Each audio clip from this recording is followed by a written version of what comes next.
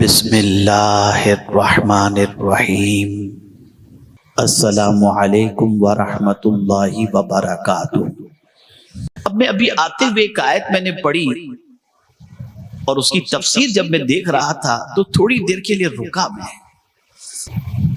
دعا تھی ربنا ہب لنا من لدنک ذریۃ طیبہ، اور اس دعا کے بارے میں فرمایا گیا کہ جو بے اولاد ہو وہ اگر یہ دعا کرے تو اللہ اس دعا کی برکت سے اسے نیک صالح اولاد عطا فرما دے۔ ایک نبی نے یہ دعا کی ربنا ہب لنا من لدنک ذریۃ طیبہ، او کما قال ربنا ہب لنا من لدنک ذریۃ طیبہ، ذریۃ طیبہ۔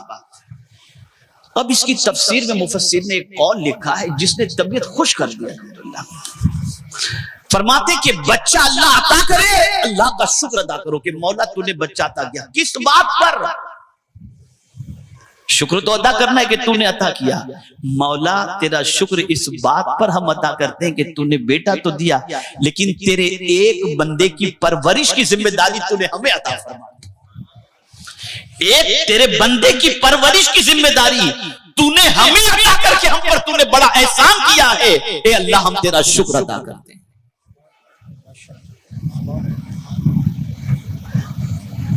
اور یہی وجہ ہے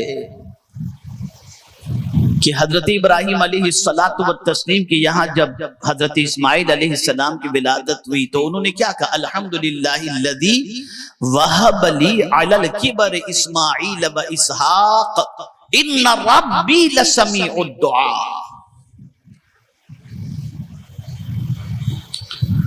تمام تعریفیں اللہ کے لیے جس نے ضعیفی کے اندر اسماعیل اور اسحاق جیسی اولاد ہمیں عطا فرمائی، اور بے شک میرا رب دعاؤں کو سننے والا ہے۔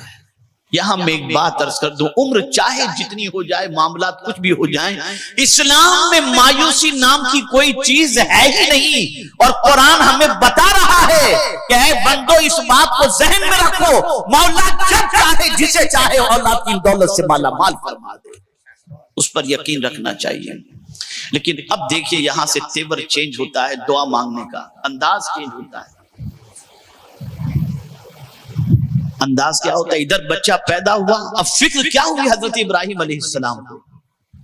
تو اسی دعا پر رک نہیں جاتے، دعا کرتے ہیں رب اجعلنی مقیم الصلاۃ ومن ذریتی ربنا وتقبل دعا۔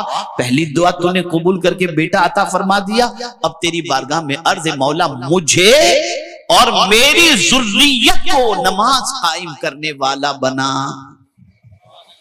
پتا چلا پہلی فکر اپنے بچوں کے سلسلے میں اس چیز کی ہونی چاہیے، یہ بات دل و دماغ کے اندر ہونی چاہیے کہ ہمارا بچہ بے نمازی نہ رہے، نماز کا فنکشن رہے۔ لیکن یہ فکر کب ہوگی؟ جب ماں باپ خود نماز سے محبت کرتے ہوں گے یا نماز کی طرف ان کی توجہ ہوگی۔ اب دیکھیں جس آیت کی تلاوت کا میں نے شرف حاصل کیا، میں نے جہاں سے بات چھوڑی اس طرف بھی آتا ہوں، لیکن وقت مجھے زیادہ بھی نہیں لینا، مختصر میں کچھ ضروری باتیں عرض کر دوں۔ یہ جو آیت کریمہ ہے یا ایھا الذین آمنوا قوا انفسکم واہلیکم نارا، اے ایمان والو اپنے آپ کو اور اپنے اہل کو جہنم کی آگ سے بچاؤ۔ یہ ذمہ داری دے دی گئی۔ ہماری ذمہ داری ہم نے کیا بنا لی کہ ہمارے بچے کا فیوچر برائٹ ہو، پیٹ کی آگ اس کے اندر جو ہے وہ بجھ جائے، اس کے لیے مکان ہو، دکان ہو، کاروبار ہو، پیسہ ہو، ساری چیزیں ہوں۔ کوئی مذائقے کی بات نہیں، یہ سوچنا کوئی غلط نہیں ہے، لیکن قرآن پہلی ذمہ داری یہ دے رہا ہے کہ خود بھی جہنم کی آگ سے بچو اور اپنے گھر والوں کو بھی جہنم کی آگ سے بچاؤ، یہ پہلی ذمہ داری ہے۔ اب جب یہ آیت کریمہ فاروق اعظم رضی اللہ تعالیٰ عنہ نے پڑھی اور سنی تو حضور صلی اللہ علیہ وسلم کی بارگاہ میں حاضر ہوئے، عرض کرنے لگے یا رسول اللہ صلی اللہ تعالی علیہ وسلم، یہ بات تو سمجھ میں آتی ہے اور ہم کوشش بھی کرتے ہیں کہ خود کو جہنم کی آگ سے بچائیں، لیکن اہل و عیال کو جہنم کی آگ سے بچانے کا کیا مطلب ہے؟ اس سے کیا مراد ہے؟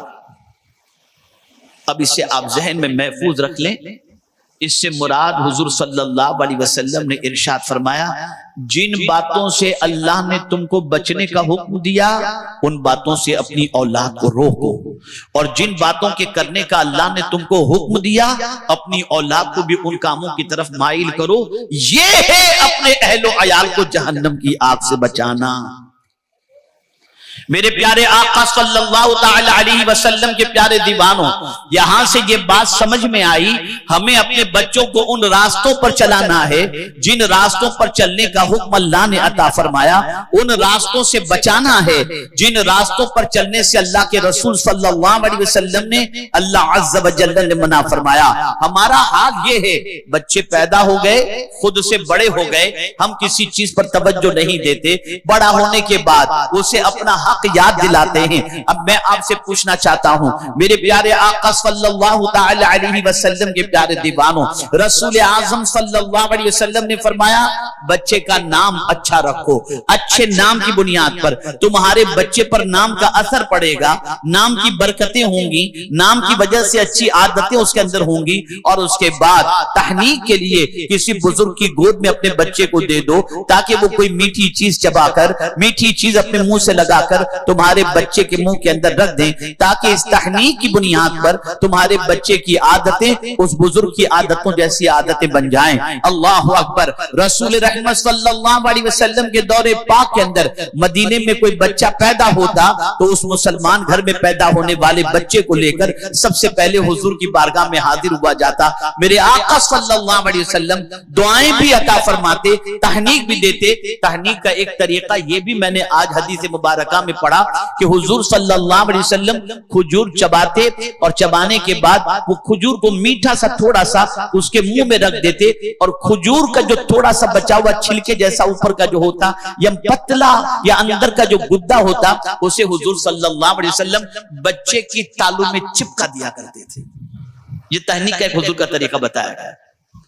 اندر کا جو نرم جو حصہ ہوتا ہے اسے حضور صلی اللہ علیہ وسلم تالوں میں لگا دیتے۔ اسی طریقے سے چبا کر دینا بھی، اور اسی طریقے سے لعاب دہن کو مس کر کے اور اس کو مکس کر کے بھی دینا، یہ بھی حضور صلی اللہ علیہ وسلم کی حیات طیبہ سے ثابت ہے۔ میرے پیارے آقا صلی اللہ علیہ وسلم کے پیارے دیوانوں، 30-35 سال پہلے کی بات میں آپ کو بتاؤں، مدینہ منورہ میں بچے پیدا ہوتے تھے تو ماں باپ اپنے بچے کو گود میں لے کر سنہری جالیوں کے سامنے آتے تھے اور یوں حضور کی جالی مبارک کے سامنے یوں آگے بڑھاتے تھے، پھر یوں لیتے تھے اور چلے جاتے تھے۔ ایسا محسوس وہ کرتے تھے گویا حضور کی گود میں اپنے بچے کو دے چکے ہیں۔ یہ کیسی ہے؟